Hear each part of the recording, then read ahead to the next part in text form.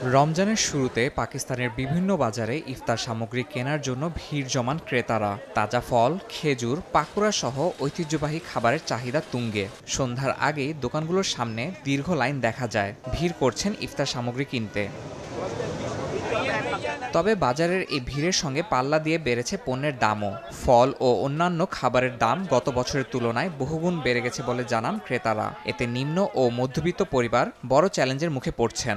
অনেক দোকানে নিম্নমানের খাবার ও বিক্রেতার বিরূপ আচরণের অভিযোগ উঠেছে, যা ক্রেতাদের মধ্যে ক্ষোভের সৃষ্টি করেছে। রমজান শুরু হওয়ার সঙ্গে সঙ্গে বাজারে সবকিছুর দাম ৩ গুণ বেড়ে গেছে। দোকানিরাও আগের মতো আন্তরিক নেই, নানা সীমাবদ্ধতা আরোপ করা হচ্ছে। এমনকি পছন্দ মতো ফল বাছাই করার সুযোগও দিচ্ছে না।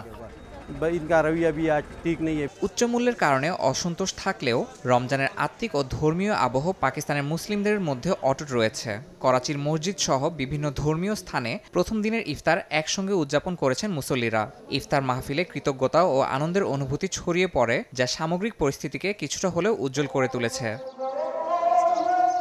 কেবল আত্মসংযম নয়, পবিত্র রমজান মাস ত্যাগ, সহমর্মিতা ও ধৈর্যের পরীক্ষাও বটে। পাকিস্তানে খাদ্যদ্রব্যের মূল্যবৃদ্ধির কারণে অনেকেই সমস্যার মুখে পড়লেও ধর্মীয় অনুশাসন ও সংযমের মাধ্যমে এই চ্যালেঞ্জ মোকাবিলা করার চেষ্টা করছেন বলে জানান স্থানীয়রা।